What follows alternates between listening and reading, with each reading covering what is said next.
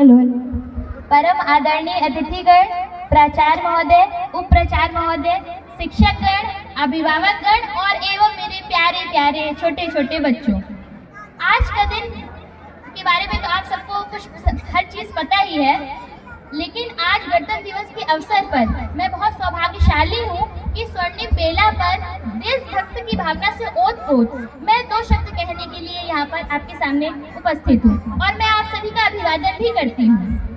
शहीदों का सपना तब सच हुआ जब हमारा देश स्वतंत्र हुआ। शहीदों का सपना तब सच हुआ जब हमारा देश स्वतंत्र हुआ। आओ आज उन वीरों को याद करते हैं जिनकी वजह से हमारा देश गणतंत्र हुआ। आज का दिन आज से करीब 75 साल पहले हमारे देश को संविधान मिला। गणतंत्र दिवस आज प्रत्येक नागरिक बहुत ही उत्साह एवं उमंग के साथ मनाता है। गणतंत्र दिवस हमारे लिए सिर्फ एक पर्व नहीं बल्कि सम्मान और गौरव की भी बात है। यह हर भारतीय का अभिमान है।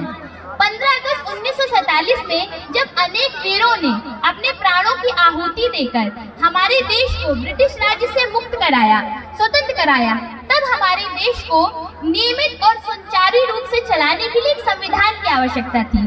तब डॉक्टर बी.आर. अम्बेडकर की सभा में उनके साथ कई दिग्गज राजनेताओं ने एक संविधान सभा का निर्माण किया, जिसमें थे डॉक्टर राजेंद्र प्रसाद, सरदार वल्लभ भाई पटेल, पंडित जवाहरलाल नेहरू और करीब 284 सदस्यों की संविधान सभा ने एक संविधान हमें हमारे देश को दिया, जिसे बनने में 2 साल 11 महीने और 18 दिन लगे थे। ये संविधान आखिरकार क्या है? ये संविधान एक शक्ति है जो हमारे देश को संप्रभु बनाती है और साथ ही साथ हम सभी को यह अवसर प्रदान करती है कि हम अपने पूरे विश्व में अपने आप को साबित कर सकें। हमारा जो संविधान है सिर्फ एक प्रशासनिक व्याख्या नहीं करता कि प्रशासनिक व्याख्या करता है, बल्कि हम सभी को वह विभिन्नता में एकता का परिचय देता है, धार्मिक सद्भावना की भाव से ओतप्रोत करता है और अनेकता में एकता का भी विचार देता है। हमारा देश सबसे बड़ा प्रजातांत्रिक देश है कि नहीं है बच्चों? तभी दूसरा मुल्क ये सोचता है कि आखिरकार इतना बड़ा प्रजातांत्रिक देश इतनी बड़ी लंबी यात्रा तय कैसे कर रहा है। तो उसके पीछे सबसे बड़ी वजह है हमारा संविधान, क्योंकि हमारा संविधान ही है जो हमारे देश के आखिरी नागरिक को भी समान अवसर प्रदान करता है जैसे कि वह पहले व्यक्ति को करता है।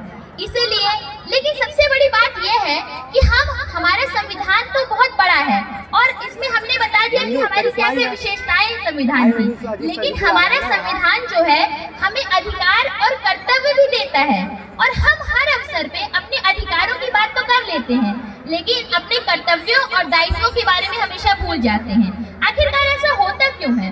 क्योंकि अगर हमें अपने अधिकार के बारे में बात करने की आज्ञा है तो हमें अपने कर्तव्यों के बारे में भी बातचीत करनी चाहिए।